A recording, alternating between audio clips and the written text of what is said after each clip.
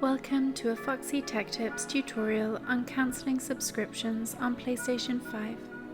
If you find this tutorial helpful, please consider subscribing to my channel and liking the video. From the dashboard of PS5, move to the top and then go to the right until you get to Settings and open them. In Settings, open Users and Accounts. Select Account and then select Payments and Subscriptions.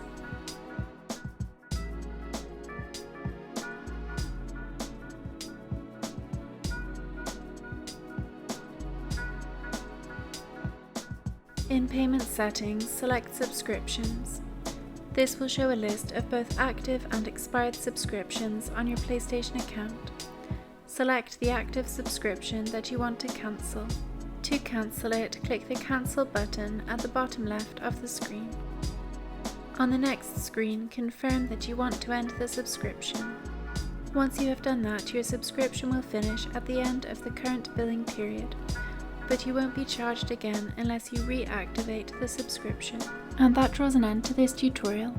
Please like the video if you found it helpful and subscribe to Foxy Tech Tips for more PS5 tips and tricks.